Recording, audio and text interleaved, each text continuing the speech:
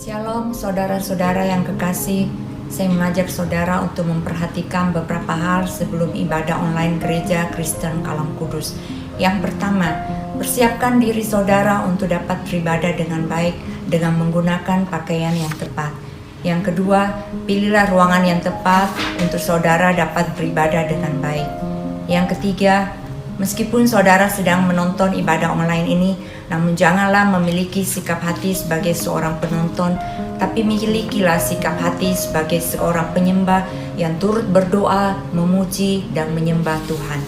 Yang keempat, pastikan saudara mengikuti ibadah ini sampai selesai. Yang kelima, persembahan dapat kita lakukan dengan cara mentransfer ke nomor rekening Gereja Kristen Kalam Kudus. Selamat beribadah, Tuhan Yesus memberkati.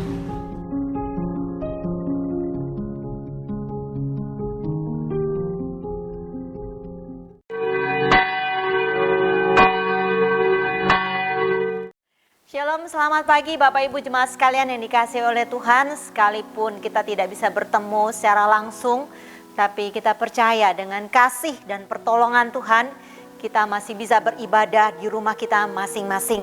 Dan pada saat ini saya mengundang Bapak Ibu dan jemaat sekalian untuk bangkit berdiri, dan kita sama-sama mempersiapkan hati kita untuk kita beribadah bersama-sama.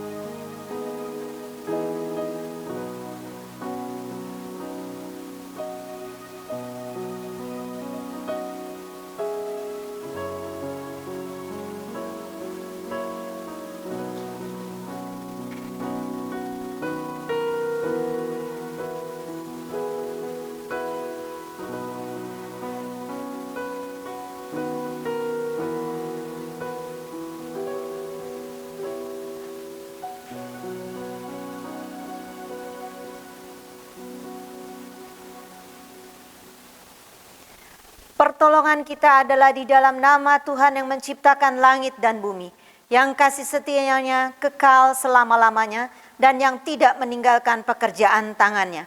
Kasih karunia dari Allah Bapa kita dan dari Tuhan Yesus Kristus serta persekutuan Roh Kudus menyertai kita. Amin.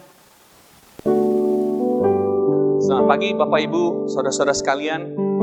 Puji Tuhan, kita bisa bersama-sama kembali untuk beribadah melalui ibadah online di rumah kita masing-masing. Mari kita mulai ibadah kita pagi ini dengan menyadari kebesaran dan keagungan Allah kita. Dialah yang layak kita sembah. Dialah Raja segala Raja, besar Allah.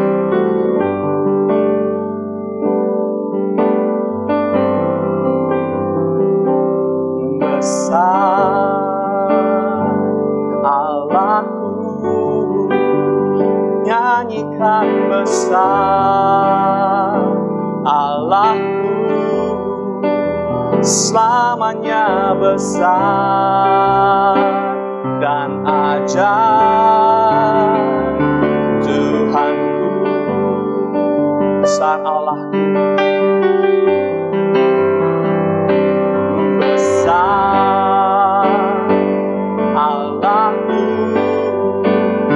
nyanyikan besar Allahku, selamanya besar dan ajaib Tuhanku. Kemuliaan Raja, kemuliaan Raja dalam keagungan,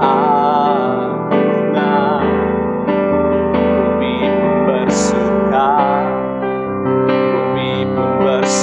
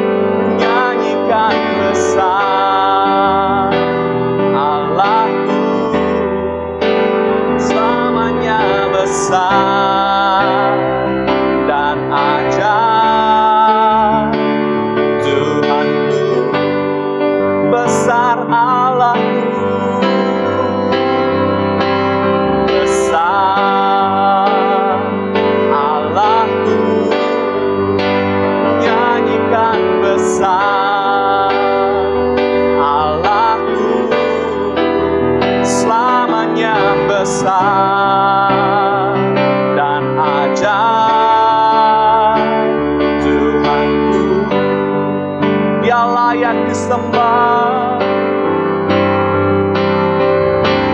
layak disembah. Kau Raja segala raja, hatiku bernyanyi, Kau besar. Oh, layak disembah. Kau Raja segala raja, hatiku bernyanyi, Kau besar, besar Kau Allahku, besar Allahku, nyanyikan besar Allahku, selamanya besar dan ajaib. Tuhanku, sekali lagi, besar Allahku, besar Allahku, nyanyikan besar Allahku, selamanya besar dan ajaib. Tuhanku selamanya besar, selamanya besar dan ajaib, selamanya besar dan ajaib, selamanya besar dan ajaib. Tuhanku. Mari kita bersatu. Ya Bapa, kami mengucap syukur pada kesempatan pagi hari ini. Kami boleh masuk hadirat-Mu kembali Tuhan. Kami mengucap syukur karena kesehatan kami, perlindungan Tuhan bagi kami. Kami mengucap syukur ya Tuhan. Di tengah-tengah pandemik ini Tuhan, Engkau tetap menjaga kami. Engkau tetap melindungi kami. Terima kasih Tuhan. Terima kasih untuk waktu ini. Kami boleh bersama-sama beribadah ya Tuhan. Oh Tuhan, kami rindu untuk berkumpul bersama ya Tuhan. Namun, di tengah-tengah pandemi ini pun Tuhan, karena Tuhan masih mengizinkan kami beribadah, inilah kami Tuhan bersama-sama di rumah kami masing-masing. Terima kasih Tuhan. Terima kasih. Dan kiranya Tuhan mau berbicara kepada kami pada pagi hari ini. Tuhan mau tegur kami. Tuhan mau kuatkan kami. Sehingga di tengah-tengah pandemik ini Tuhan, kami boleh tenang. Kami boleh bersandar kepada Engkau ya Tuhan. Terima kasih Tuhan Yesus. Kami serahkan jalannya ibadah kami ini dari awal, pertengahan, ya akhirnya hanya untuk kemuliaan-Mu saja ya Tuhan. Hanya di dalam nama Tuhan Yesus kami berdoa dan mengucap syukur. Amin. Sambil tetap bangkit berdiri, mari kita bersama-sama dengan seluruh umat di dunia mengikrarkan pengakuan iman kita, pengakuan iman rasuli. Aku percaya kepada Allah, Bapa yang Maha Kuasa, Khalik langit dan bumi, dan kepada Yesus Kristus, Anak-Nya yang tunggal, Tuhan kita, yang dikandung daripada Roh Kudus, lahir dari anak darah Maria, yang menderita sengsara di bawah pemerintahan Pontius Pilatus, disalibkan, mati dan dikuburkan, turun ke dalam kerajaan maut. Pada hari yang ketiga, bangkit pula dari antara orang mati, naik ke sorga, duduk sebelah kanan Allah, Bapa yang Maha Kuasa. Dan dari sana Dia akan datang untuk menghakimi orang hidup dan yang mati. Aku percaya kepada Roh Kudus, gereja yang kudus dan am, persekutuan orang kudus, pengampunan dosa, kebangkitan tubuh, dan hidup yang kekal. Amin. Silakan duduk. Bapak Ibu sekalian, Mungkin saat ini di antara kita, di tengah pandemi COVID-19 ini, mulai merasa takut, khawatir, dan mulai meragukan Tuhan. Saya pun juga pernah merasakan demikian. Namun saat ini, saya mau mengajak kita semua untuk mengingat kembali kasih Allah kepada kita. Mengingat kembali anugerah terbesarnya bagi kita. Yohanes 3 ayat 16 mengatakan, karena begitu besar kasih Allah akan dunia ini, sehingga Dia telah mengaruniakan anaknya yang tunggal, supaya setiap orang yang percaya kepadanya tidak binasa, melainkan beroleh hidup yang kekal.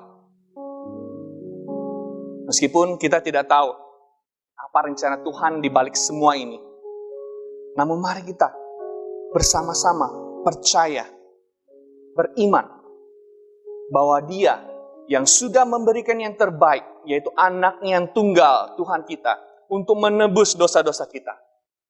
Mari kita percaya, mari kita ingat kembali kasih-Nya.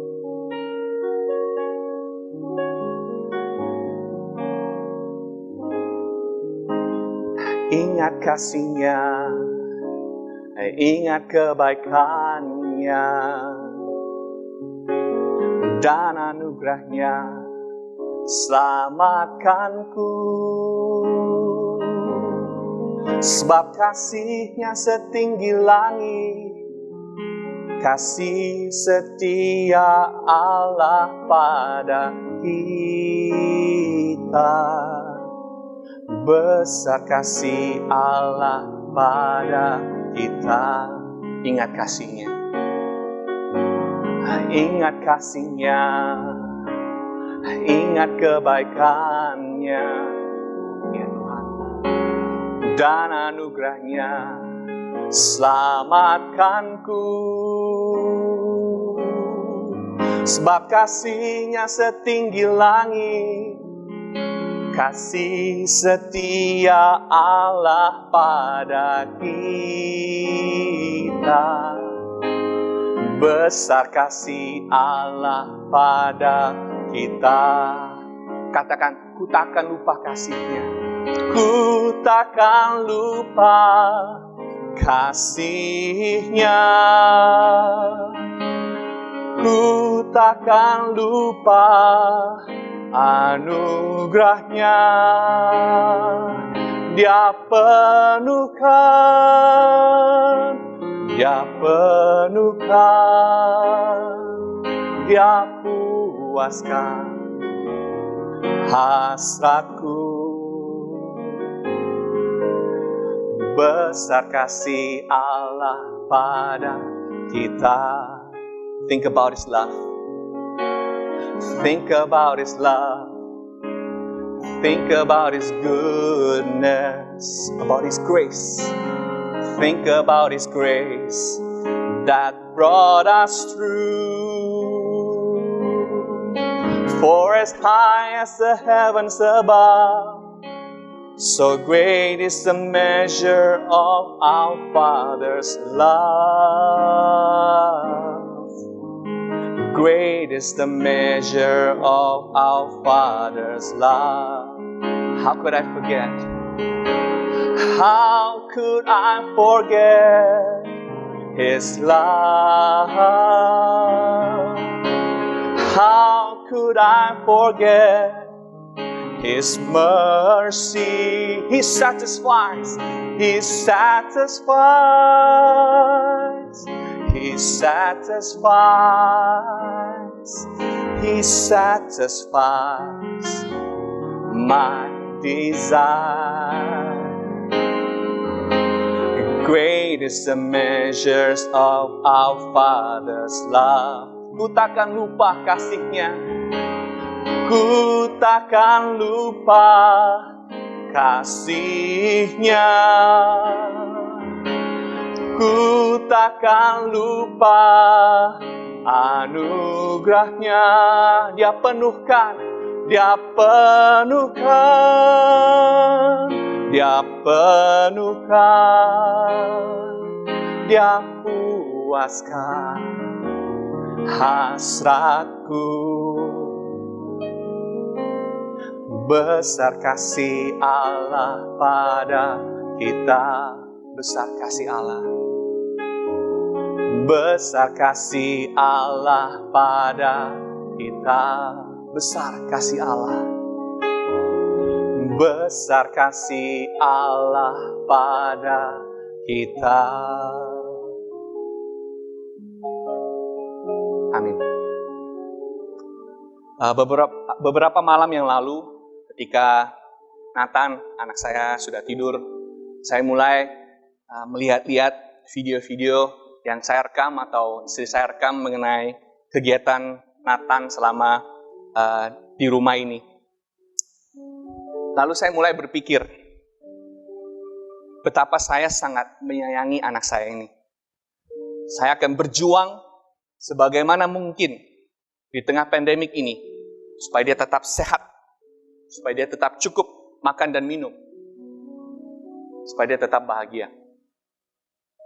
Setelah itu ada pikiran yang lain yang muncul. Dalam pikiran saya yang mengatakan bahwa kalau kamu manusia yang berdosa, begitu mengasihi anakmu, bagaimana mungkin Bapamu yang di sorga tidak mengasihi anak-anaknya?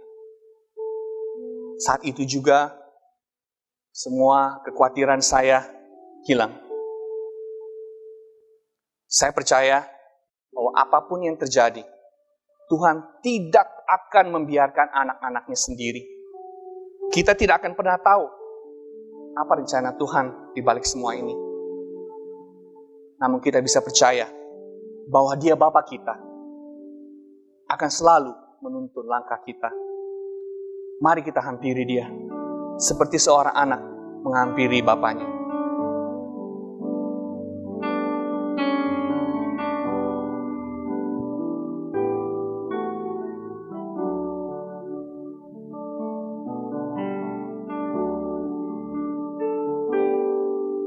Bapa, besar sungguh kasih setiamu,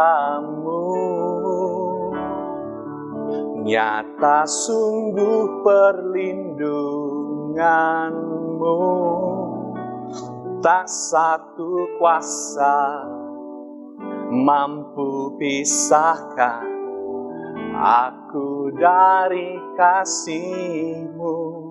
Ya Bapa, Bapa, ajarku selalu hormati-Mu, ajarku turut perintah-Mu, berikan ku hati untuk menyembah-Mu dan bersyukur setiap waktu, seperti Bapa sayang anaknya. Demikianlah Engkau mengasihiku,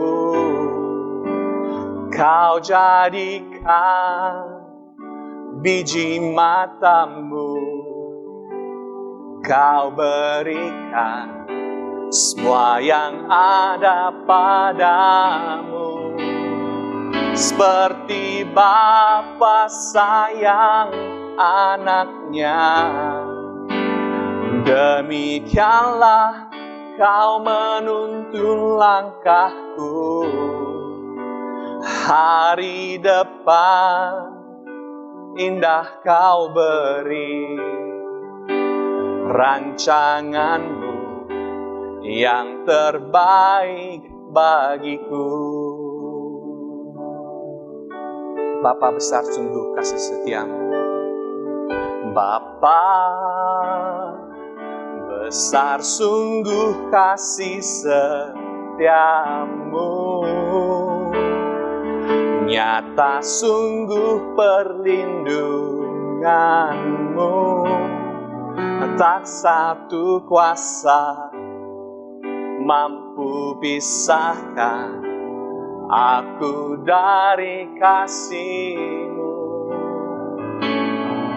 Bapa, Ajarku selalu hormatimu, ajarku turut perintahmu, berikan ku hati untuk menyembahmu dan bersyukur setiap waktu, seperti Bapa sayang anaknya.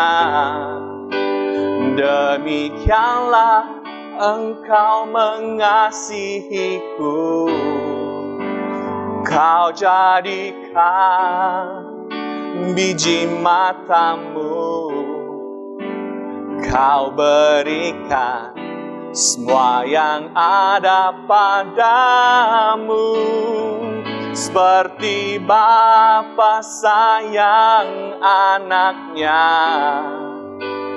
Demikianlah Kau menuntun langkahku.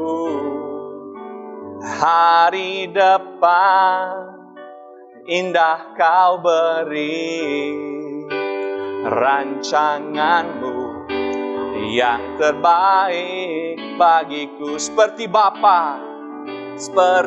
Bapa sayang anaknya.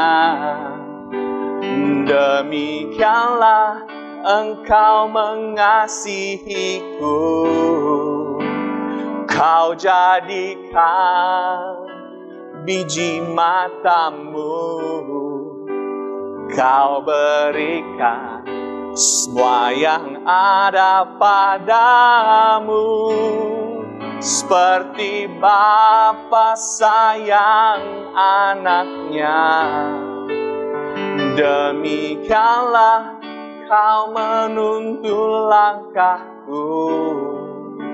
Hari depan indah Kau beri, rancanganmu yang terbaik bagiku.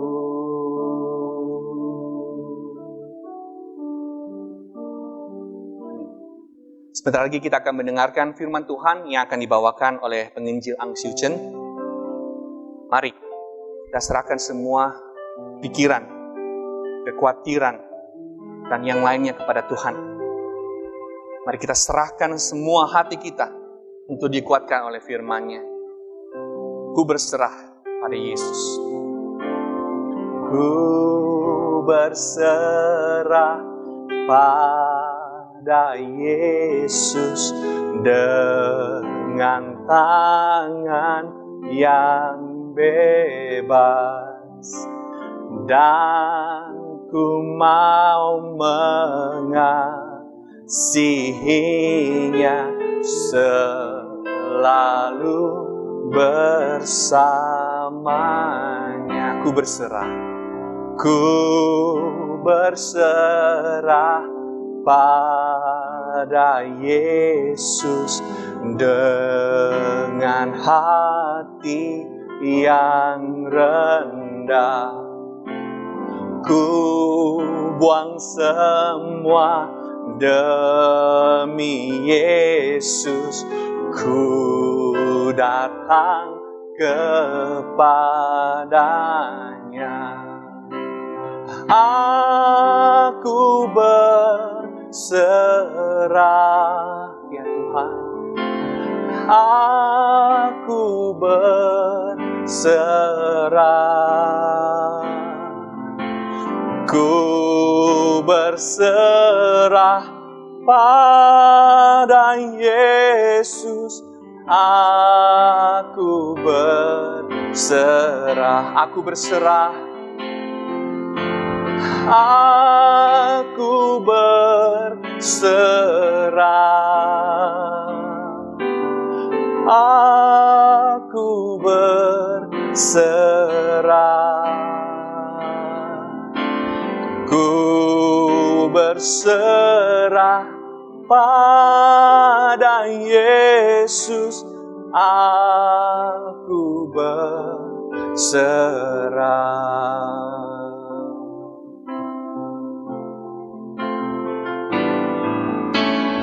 Ku berserah pada Yesus dengan segenap jiwaku. Roh-Nya penuhi hatiku dan Dia sungguh milikku. Aku berserah, aku berserah, ku berserah pada Yesus. Aku berserah, aku berserah, aku berserah, aku berserah, ku berserah pada Yesus. Aku berserah. Sekali lagi, aku berserah. Aku berserah,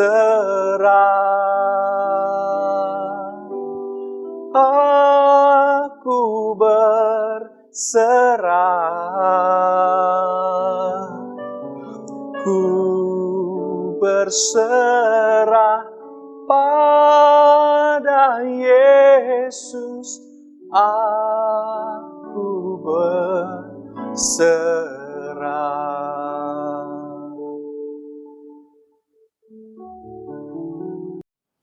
Selamat pagi jemaat sekalian. Jemaat dipersilahkan duduk sebelum kita bersama-sama mendengarkan firman Tuhan. Mari kita sekali lagi masuk di dalam doa. Bapa di dalam surga, pada saat ini Tuhan, di tengah kondisi yang sangat tidak memungkinkan bagi kami untuk berkumpul, kami bersyukur Tuhan ada sebuah media yang boleh kami pakai, sehingga Tuhan kami bisa tetap beribadah sekalipun kami beribadah di rumah kami masing-masing. Dan pada saat ini juga Tuhan, kami rindu Engkau menolong kami semua, ya Allah Roh Kudus, agar hati, pikiran, telinga, mata kami Tuhan tetap bisa fokus untuk kami boleh belajar kebenaran firman-Mu Tuhan. Kami menyadari Tuhan terlalu banyak pergumulan yang harus kami lalui mungkin Tuhan di hari-hari akhir ini Tuhan. Ada begitu banyak Tuhan yang kami pikirkan dalam kehidupan kami Tuhan. Entah pekerjaan, entah rumah tangga, entah anak-anak kami dan lain sebagainya. Tapi kami percaya Engkau melihat seluruh kehidupan kami. Oleh sebab itu Tuhan, kami datang kepadamu Tuhan. Kami mohon Tuhan, berikan pada kami hati yang sungguh haus dan rindu akan kebenaran firman-Mu. Dan biarlah Tuhan tolong hamba-Mu yang terbatas ini. Engkau sendiri yang memakai melalui Roh Kudus-Mu sehingga dia boleh berbicara seturut dengan kehendak-Mu. Di dalam nama Tuhan Yesus kami berdoa. Amin. Kita akan membuka firman Tuhan yang terdapat di dalam Injil Markus pasal yang ketiga, ayat yang pertama sampai dengan ayat yang ke-6. Saya akan membacakan. Kemudian Yesus masuk lagi ke rumah ibadat. Di situ ada seorang yang mati sebelah tangannya. Mereka mengamat-amati Yesus kalau-kalau ia menyembuhkan orang itu pada hari Sabat, supaya mereka dapat mempersalahkan dia. Kata Yesus kepada orang yang mati sebelah tangannya itu, "Mari, berdirilah di tengah." Kemudian katanya kepada mereka, "Manakah yang diperbolehkan pada hari Sabat, berbuat baik atau berbuat jahat? Menyelamatkan nyawa orang atau membunuh orang?" Tetapi mereka itu diam saja.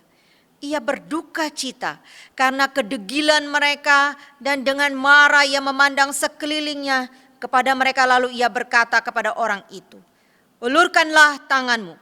Dan ia mengulurkannya, maka sembuhlah tangannya itu.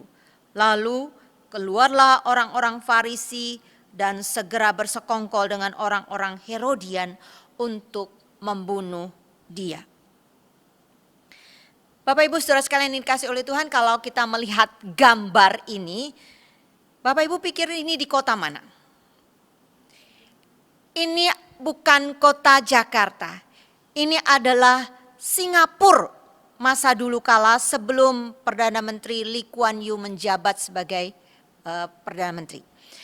Singapura dulu sangat kumuh, jorok dan begitu kotor. Mereka terbiasa buang sampah di mana-mana, sembarangan, kali-kali kecil itu penuh dengan sampah. Orang meludah di mana-mana. Dan Singapura pada masa itu termasuk dalam kategori negara ketiga. Almarhum Lee Kuan Yew, PM Singapura yang pertama ini punya mimpi besar untuk menjadikan Singapura negeri nomor 1 di dunia. Dia memimpikan Singapura menjadi negeri yang maju, bersih dan sehat. Maka kampanye kebersihan diadakan di mana-mana, di pelosok semua diadakan kampanye kebersihan. Bukan hanya sekedar kampanye, tetapi mereka juga menjalankan hukuman atau sanksi. Bapak Ibu saudara sekalian yang dikasihi oleh Tuhan, 20 tahun lebih setelah pengangkatannya sebagai Perdana Menteri, Bapak Lee Kuan Yew, di tahun 1987 baru Bapak Lee melihat hasilnya. Ternyata enggak mudah untuk mengubah kebiasaan buruk rakyat Singapura. Butuh waktu sampai puluhan tahun. Itu baru soal sampah Bapak Ibu. Lalu apakah kampanye itu berhenti setelah Singapura menjadi bersih? Ternyata tidak. Hingga saat ini di Singapura tetap berlangsung kampanye kebersihan. Memang sekarang rakyat Singapura sudah terbiasa, terpola untuk hidup sehat, hidup bersih saat ini. Tapi mengubah orang, perilaku orang itu tidak mudah. Itu baru soal sampah. Bagaimana dengan masalah rohani? Itu lebih sulit lagi untuk mengubahnya. Ya karena kita semua dilahirkan memiliki natur dosa dan suka akan dosa, tidak suka kepada Allah dan aturannya Tuhan. Tidak heran ketika bangsa Israel terima hukum Taurat, begitu sulit untuk mereka jalankan. Banyak pelanggaran yang mereka lakukan. Walaupun hukum Taurat diberikan kepada bangsa Israel dengan maksud yang baik dan untuk memberikan kemerdekaan kepada mereka. Akan tetapi tidak dialami sebagai sebuah kemerdekaan oleh bangsa Israel yang memiliki mental budak. Namun pagi ini kita tidak akan membahas seluruh hukum Taurat. Fokus pembahasan kita dikhususkan pada hukum yang keempat, yaitu tentang pelaksanaan Sabat. Sama seperti kita merayakan hari kebaktian Tuhan Yesus di setiap hari kebangkitan Tuhan Yesus di setiap hari Minggu. Minggu lalu sudah dibahas mengenai Yesus adalah Tuhan atas hari Sabat. Dan pagi ini kita akan membahas mengenai Sabat dengan tema menjalani Sabat di masa kini. Bapak Ibu saudara sekalian yang dikasihi oleh Tuhan, sebelumnya kita harus tahu dua ciri unik yang membedakan bangsa Israel dengan semua bangsa di dunia ini. Yaitu perayaan Sabat dan sunat. Sabat dan sunat kedua-duanya menjadi tanda akan perjanjian bangsa Israel dengan Allah. Sabat menjadi perayaan atau peringatan pembebasan orang Israel dari Mesir dan pembebasan dari perbudakan.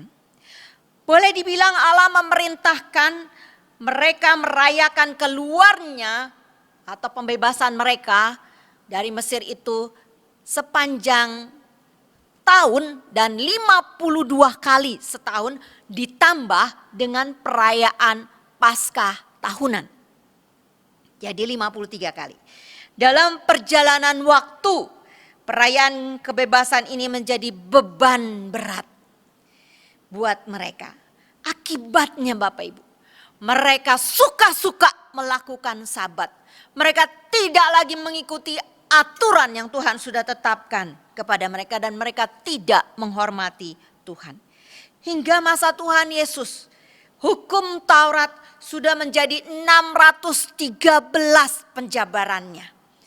Khusus untuk hukum keempat saja di dalam hal ini sudah 39 aturannya. Itu baru garis besarnya saja, belum ditambah uraiannya.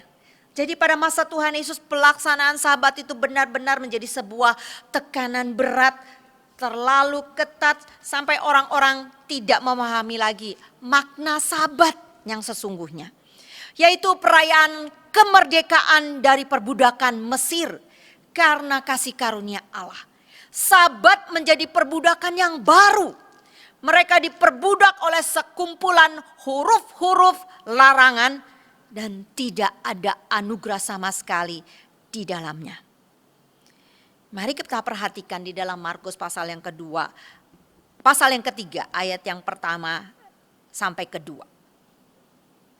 Kemudian Yesus masuk lagi ke rumah ibadat.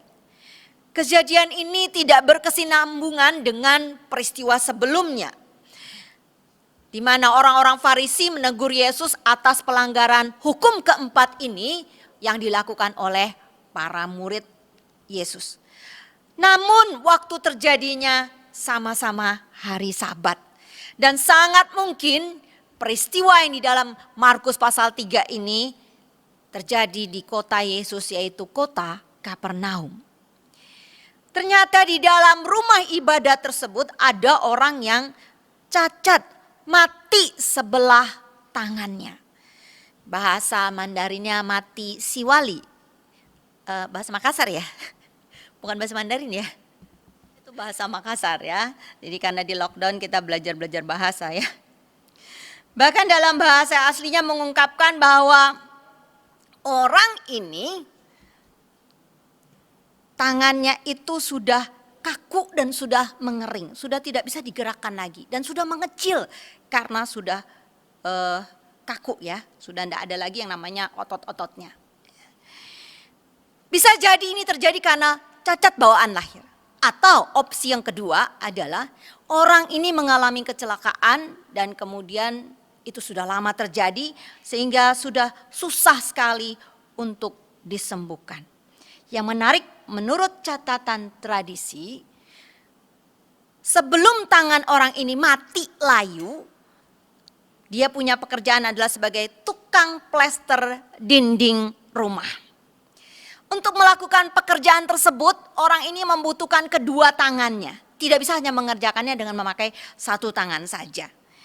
Jika catatan tradisi ini benar, maka jelaslah bahwa orang cacat ini membutuhkan pertolongan. Catatan Markus, orang ini tidak sedang mengikuti Yesus. Sama sekali dia sedang memang mau beribadah, bukan lagi ikut-ikut Yesus kemana-mana, tidak. Dia sudah ada di dalam tempat ibadah sebelum Tuhan Yesus masuk. Dan orang cacat ini sepertinya juga tahu yang namanya aturan hukum Sabat.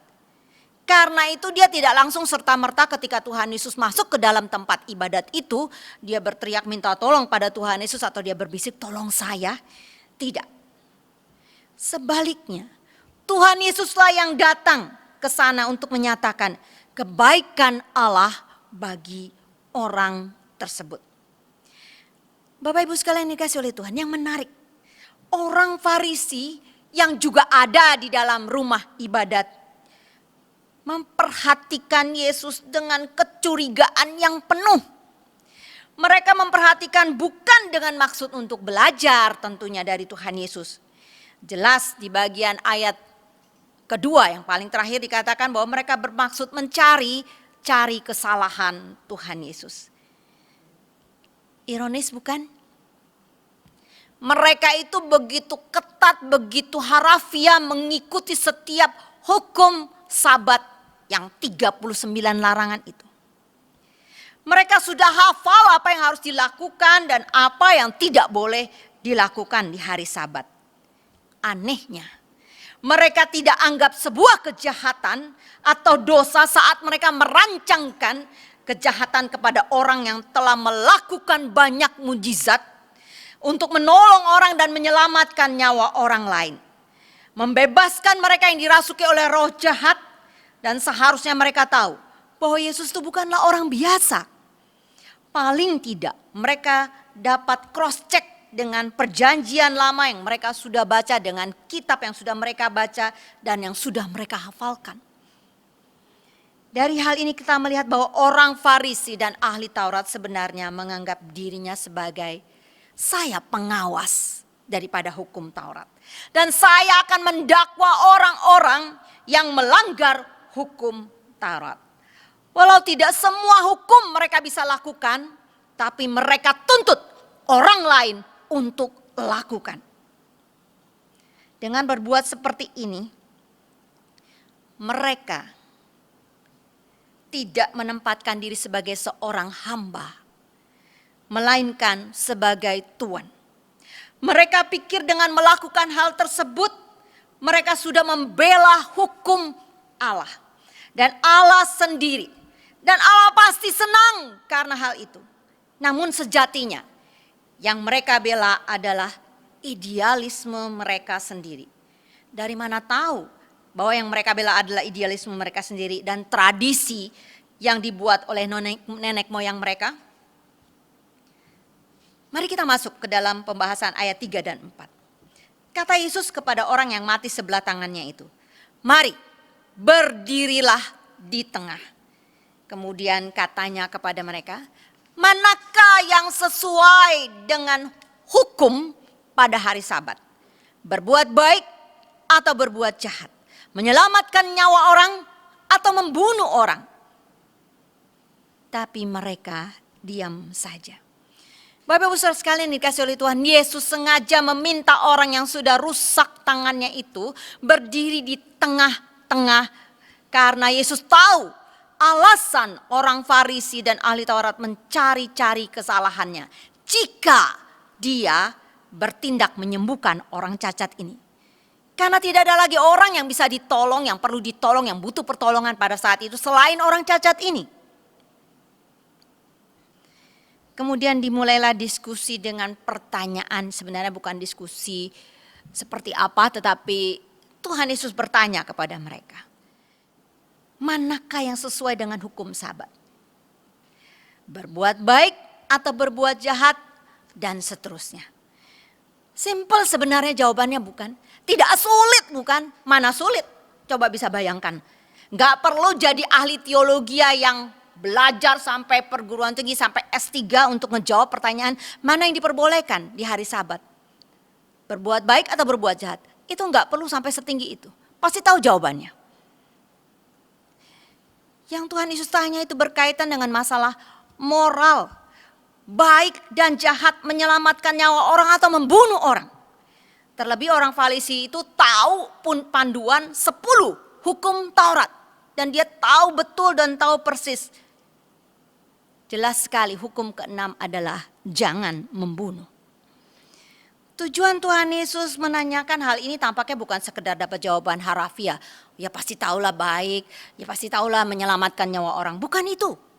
Tapi pertanyaan ini adalah masuk kepada inti pemikiran mereka sendiri yang jahat. Mereka menilai diri mereka baik. Mereka menilai bahwa baik dan jahat itu harus sesuai dengan batasan penjabaran hukum Taurat yang sudah tertulis. Dan tujuan lain daripada Tuhan Yesus menanyakan hal ini adalah sepatutnya mereka memikirkan siapakah Yesus dan dari mana otoritas dan kuasa Tuhan Yesus itu.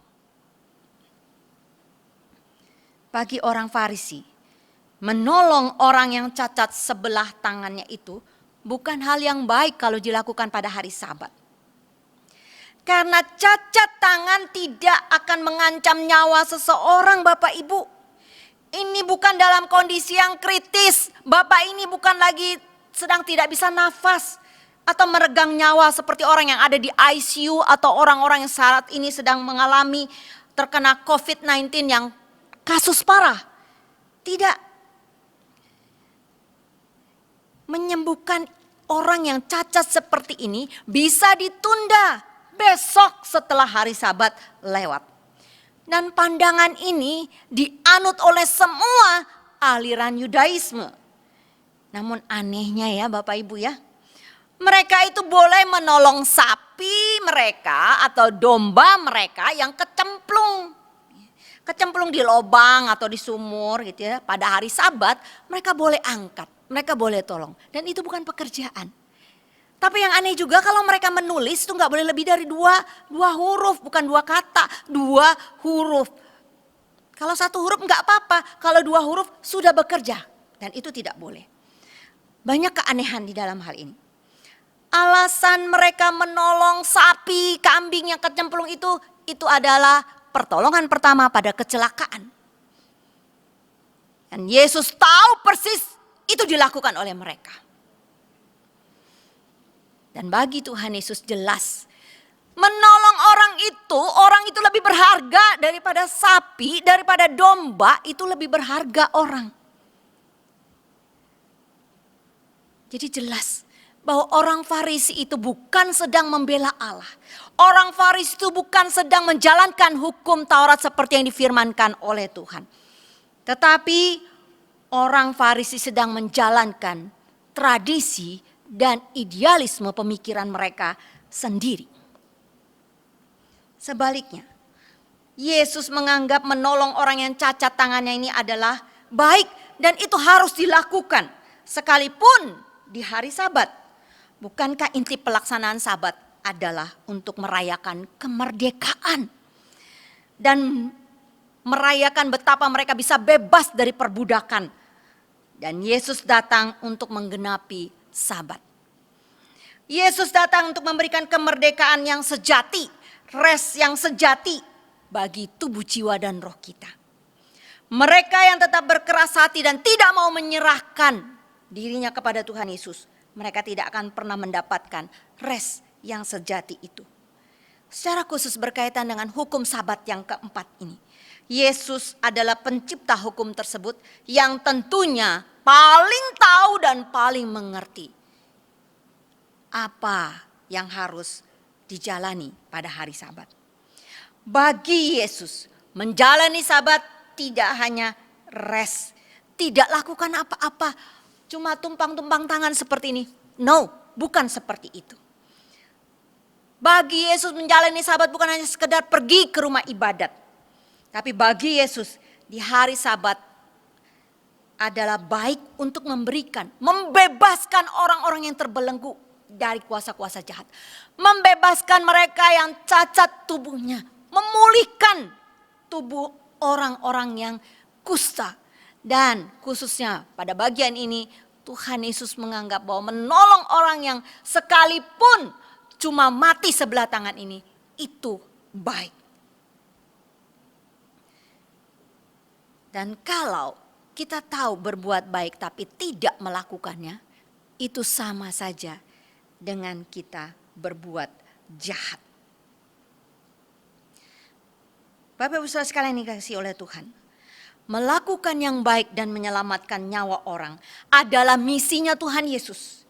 Inilah sifat kerajaan Allah. Sedangkan misi dari si jahat adalah melakukan hal yang jahat dan membunuh. Ketika orang Farisi menghalangi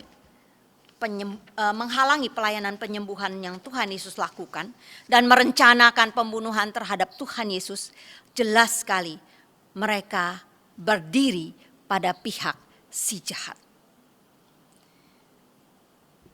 Saudara-saudara yang dikasihi oleh Tuhan, tidak sedikit orang Kristen yang menjalani Sabat dengan sikap hati seperti orang Farisi. Datang ibadah menjadi pengawas dan pendakwa. Ngawasin orang-orang dan kritik sana, kritik sini. Ngawasin juga para hamba Tuhan dan majelis.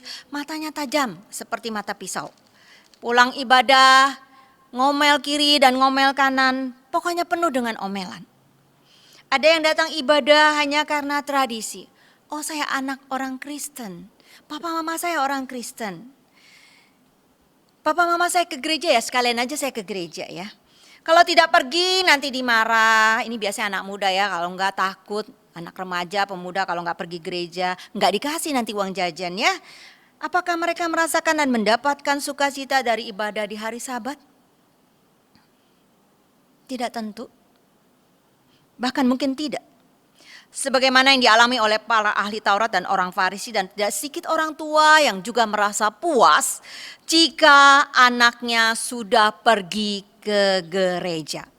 Walaupun terpaksa dan gak fokus di gereja, kita anggap itu baik. Kita gak pernah tanya, apakah mereka menangkap maksud firman Tuhan? Apakah mereka merasakan keindahan ibadah? Ini jadi beban buat mereka karena mereka terpaksa. Ini menjadi sebuah perbudakan yang baru dan perhambaan yang baru. Nah, saat wabah seperti ini, ketika dikatakan bahwa gereja dilakukan, ibadah dilakukan di rumah, sebenarnya ada sukacita buat orang-orang seperti ini. Karena nggak perlu bangun pagi, nggak perlu datang cepet-cepet, dan nggak perlu ke rumah Tuhan, juga nggak perlu misalnya laporan gitu ya. Tadi sudah ibadah belum? Ya belum tentu juga sih ibadah di rumah gitu ya. Ada pula yang menganggap bahwa ibadah di hari Sabat adalah sebuah tradisi absen hadir, dalam pengertian sudah terbiasa ya. Kalau nggak hadir di gereja rasa-rasanya ada utang dan kurang afdol. Jadi datang ke gereja hanya bayar utang dan untuk memenuhi kebutuhan jiwa supaya nggak merasa berhutang. Mendapatkan rasa lega dan puas yang semu. Walau dengerin firman Tuhan sambil tutup mata atau memikirkan urusan bisnis. Saudara, waktu datang ibadah dengar firman Tuhan lalu sambil mikirin usaha bisnis itu bukan terjadi hanya di zaman sekarang, saudara. 2800 tahun yang lalu pun itu sudah terjadi, saudara. Jadi itu sudah kebiasaan manusia berdosa. Bangsa Israel itu merasa menjadi beban untuk datang ibadah di hari Sabat. Dan mereka lebih suka untuk bisnis daripada mereka datang ibadah. Mereka gelisah kalau ibadah malahan, saudara. Itu tercatat di dalam kitab Amos, pasal yang ke-8 ayat yang ke-5. Bahkan di dalam kitab Yesaya pun tercatat, mereka sejaman tahun 800-an sebelum Masehi. Saudara sekalian yang dikasih oleh Tuhan, apakah ini akan berhenti di situ saja? Tidak. Pada waktu masa setelah pembuangan pun zaman Nehemia sama, saudara. Orang Israel itu lebih suka dagang daripada mereka beribadah di hari Sabat. Orang Kristen pada masa kini, waktu sebelum COVID-19 gelisah di gereja karena memikirkan ada pertemuan-pertemuan bisnis yang sudah dirancang setelah ibadah. Dan saat ibadah online, karena PSBB kita juga nggak fokus. Karena sekarang situasi begitu genting, ekonomi begitu merosot, lalu kita pikirkan bagaimana bayar hutang, bunga, bisnis nggak lancar, bagaimana bayar gaji pegawai, sementara lebaran sudah semakin mendekat. Tidak fokus juga. Jadi ibadah tapi rohani tetap gersang. Kalau ditanya, tadi firman Tuhannya cerita tentang apa ya? Bicara tentang apa ya? Wah, mau tahu apa yang diingat? Tidak lain dan tidak bukan adalah ilustrasi yang paling lucu atau yang paling sedih. Firmannya sendiri terlupakan. Pada saat menjalani Sabat hanya sebagai tradisi, sebenarnya kita tidak mengalami yang namanya rest yang sejati. Karena kita tidak merasakan dan mengalami Tuhan itu sendiri dalam ibadah kita. Kita tidak bersuka cita dengan Tuhan, tidak bersuka cita dengan sesama orang percaya, dan tidak menantikan saat-saat ibadah itu lagi untuk bersekutu dengan Dia. Dan kita tidak merasakan keindahan daripada ibadah tersebut. Karena di dalam ibadah kita tidak menjumpai Tuhan secara pribadi. Selanjutnya Bapak Ibu, kita melihat reaksi Yesus atas sikap diam orang Farisi dan ahli Taurat. Di ayat yang ke-5 dan ke-6. Yesus sangat berduka cita dan marah karena kedegilan, kekerasan hati mereka. Seorang penafsir mengatakan bahwa Tuhan Yesus jelas sekali harus marah besar atas kekejaman hati orang Farisi ini. Ketidakpedulian mereka. Mereka begitu degil, mereka begitu keras hati, mereka lebih tepatnya tidak mau mengerti. Saudara, tolong bedakan antara tidak mau ngerti dan enggak bisa ngerti. Kalau orang enggak bisa ngerti, itu artinya mungkin kemampuan berpikirnya rendah atau bodoh. Tetapi orang Farisi ini bukan orang bodoh. Mereka begitu pintar dan sangat mahir di dalam menghafalkan firman Tuhan. Dan mereka paham betul apa yang dikatakan oleh Tuhan Yesus. Tapi yang menjadi masalah, mereka tidak mau menerima dengan hati yang terbuka. Ini pernah terjadi di zaman Musa. Ketika Firaun setelah melewati 10 tulah, tetap hatinya begitu keras. Bapak Ibu Saudara sekalian dikasih oleh Tuhan. Dia tetap tidak mau mengerti. Mata hatinya tetap tertutup. Dan menarik sekali. Yesus marah dan berduka cita sangat atas kekerasan hati orang Farisi. Yesus marah dan sangat berduka cita atas kekerasan hati orang Farisi. Yesus bukan sedang memikirkan dirinya karena ditolak, karena terus diikuti atau dikuntil kemana-mana seperti itu. Yesus tidak sedang mengasihani diri. Sebaliknya yang difikirkan adalah mereka. Ada empati yang dalam dari Mesias terhadap kekerasan hati mereka. Kalau saya jadi Tuhan Yesus, saya sih nggak mau mikir ya. Ngapain capek mikirin orang-orang seperti ini ya. Toh nanti mereka akan tanggung sendiri akibatnya. Benarlah apa yang dikatakan oleh James R. Edward. Musuh terbesar dari kasih dan keadilan Allah bukanlah pihak oposisi. Juga bukan kejahatan. Melainkan kekerasan hati dan ketidakpedulian terhadap anugerah Allah. Saudara, terhadap hal ini pun murid-murid Yesus tidak kebal. Saudara kekasih, dengan sikap hati bagaimana kita datang beribadah di hari ini. Kekerasan hati atau ketidakpedulian akan kasih dan keadilan Allah. Dengan sikap hati seperti inikah kita datang di hadapan Tuhan dan beribadah kepadanya? Ketika keras hati dan tidak peduli pada kasih Allah, maka kita tidak suka untuk ditegur oleh kebenaran firman dan kita juga tidak siap untuk berubah. Kita masih mau tetap mempertahankan pemikiran kita yang tidak berkenan di hadapan Allah. Singkama kita menolak Allah. Orang yang tidak peduli akan kasih Allah, bagaimana bisa peduli pada sesamanya yang membutuhkan? Allah tidak dirugikan dalam hal ini. Namun kita sendiri yang rugi, saudara. Allah berduka untuk hal ini oleh sikap kita yang seperti ini. Tapi Allah tidak dirugikan untuk hal itu. Kita sendiri yang rugi, saudara sekalian. Lalu Yesus memerintahkan orang cacat itu, ulurkanlah tanganmu. Jika pada saat itu orang cacat yang tidak disebutkan namanya ini merasa tidak enak hati pada Tuhan Yesus atau tidak ingin Yesus mendapat masalah karena dirinya, maka dia tidak akan mengulurkan tangannya yang sudah rusak tersebut. Dan kesembuhan tidak akan terjadi. Pemulihan tidak akan terjadi. Dia pulang tetap dengan tangan yang kaku, dengan tangan yang cacat. Tidak bisa bekerja dan bisanya hanya menyusahkan orang lain.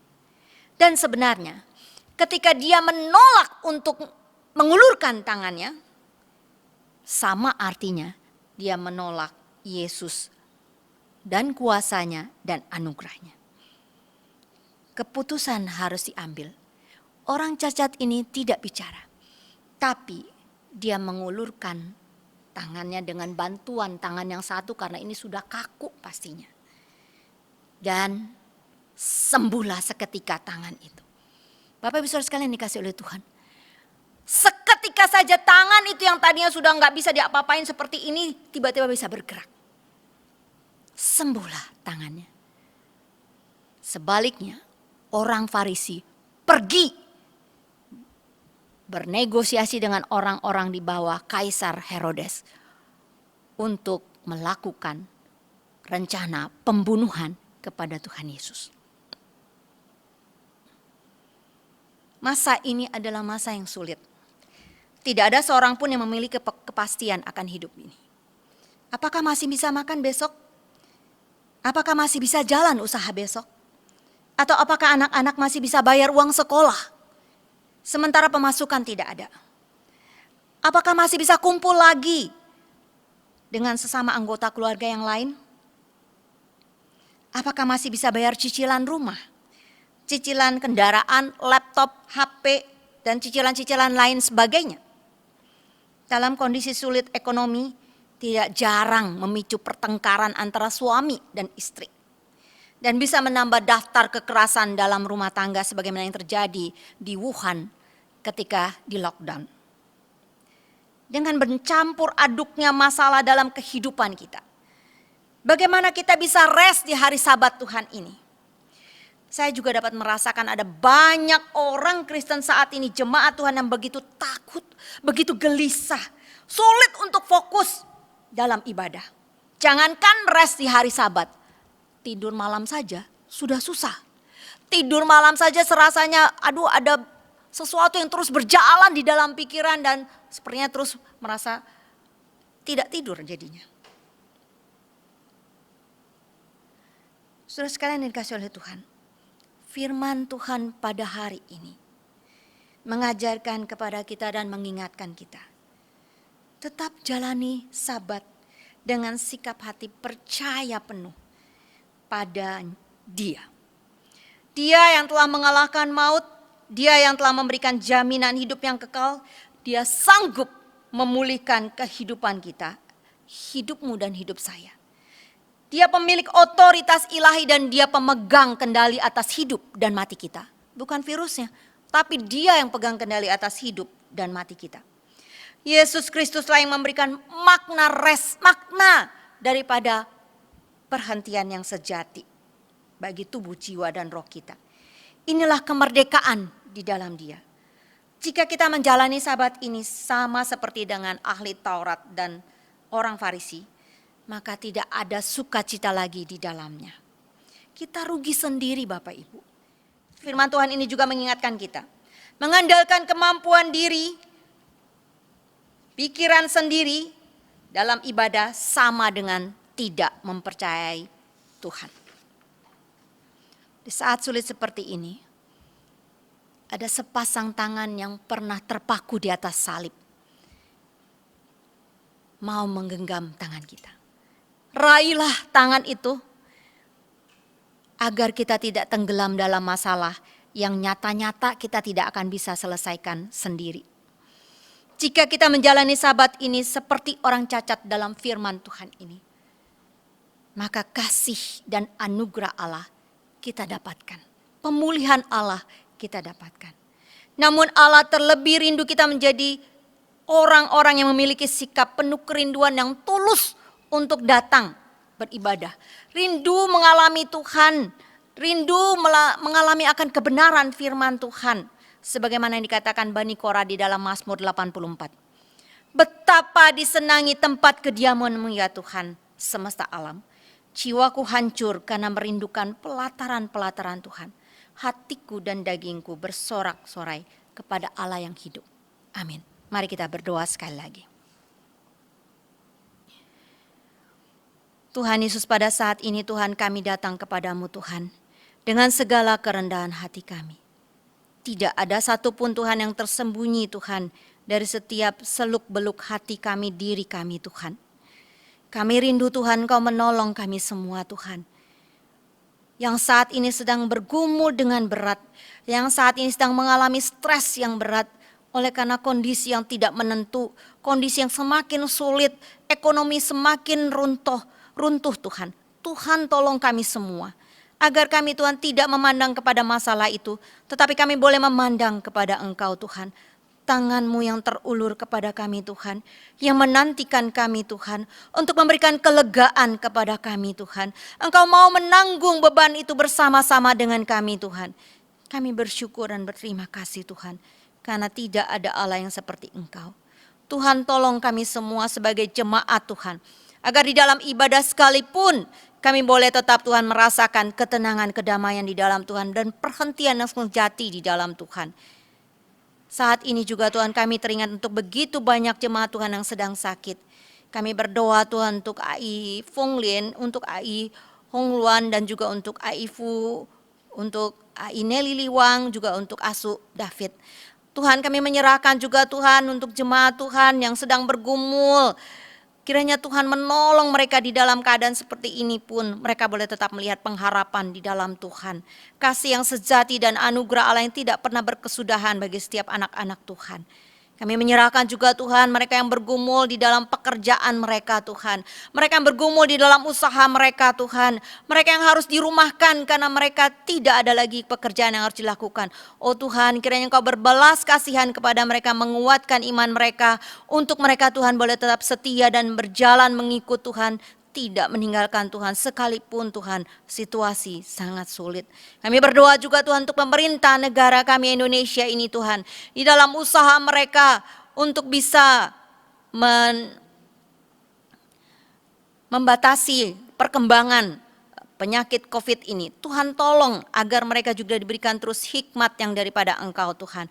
Sehingga Tuhan mereka mampu untuk bisa melakukan hal-hal yang harus mereka kerjakan Tuhan bagi rakyat Indonesia ini. Yang tersebar di sekian puluh ribu pulau yang sangat sulit Tuhan. Untuk bisa dilakukan pengecekan bahkan juga Tuhan.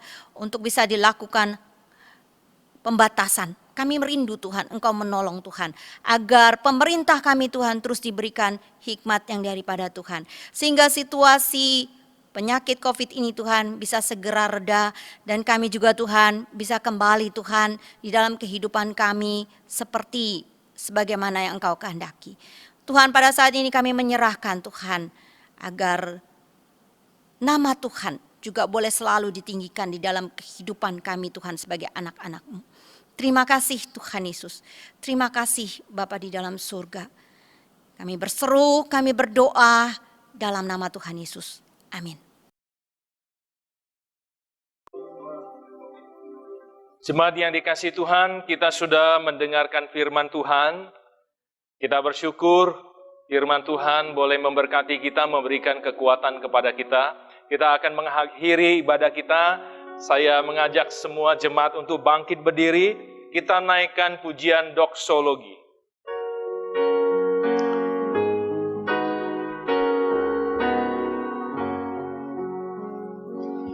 Puji Allah Bapa Putra, puji Allah Rohul Kudus, ketiganya yang esa. Mohon selamat sumber berkah.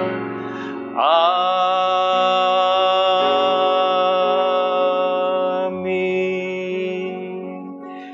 Jemaat, mari kita tundukkan kepala dan hati kita di hadapan Tuhan. Kita sudah mendengarkan firman Tuhan Allah kita yang bersabda melalui hamba-Nya. Dan biarlah firman Tuhan ini boleh menguatkan kita selama kita menjalani kondisi yang seperti ini. Kita tetap selalu bersandar kepada Tuhan. Kita tetap percaya Tuhan selalu memberikan yang terbaik untuk kita semuanya. Terimalah berkat Tuhan. Tuhan Allah memberkati engkau dan Tuhan Allah melindungi engkau. Tuhan Allah menyinari engkau dengan wajah-Nya, memberi engkau kasih karunia dan memberi engkau damai sejahtera. Amin. Amin.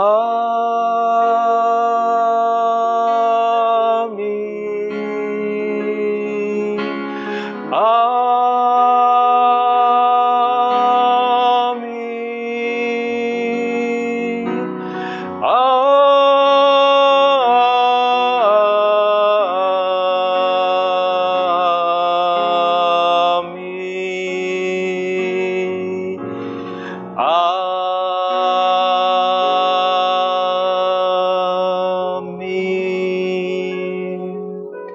Jemaat dipersilakan duduk saat teduh.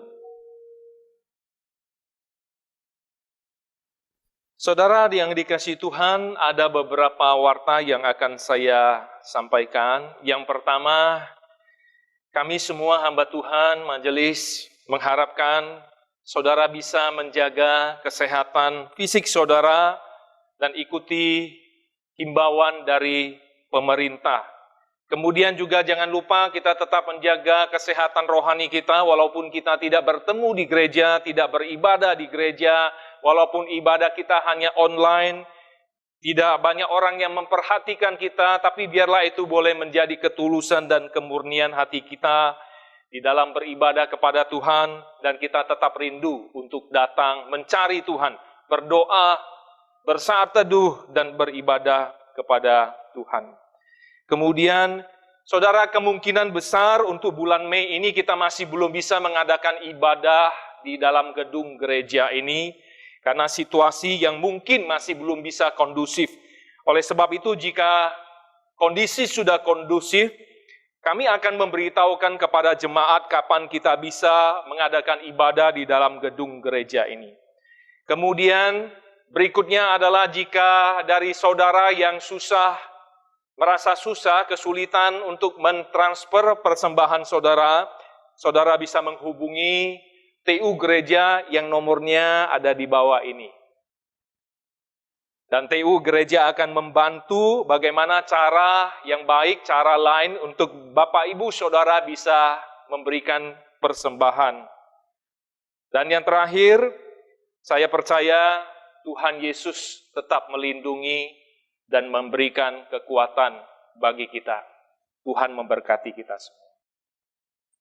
Shalom, Warta Jemaat Gereja Kristen Kalam Kudus Makassar, edisi 3 Mei 2020.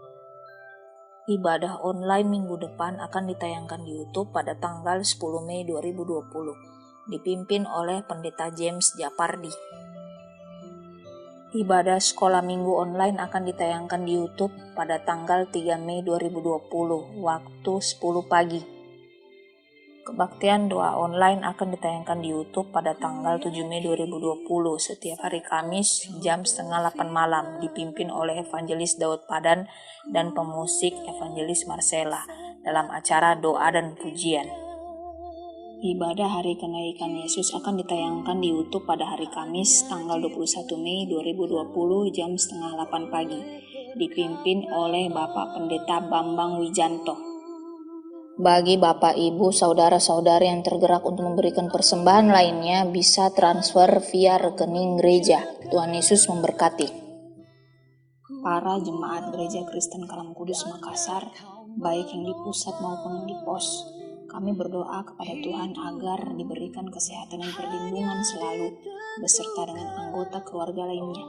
Tetaplah setia beribadah kepada Tuhan di rumah masing-masing.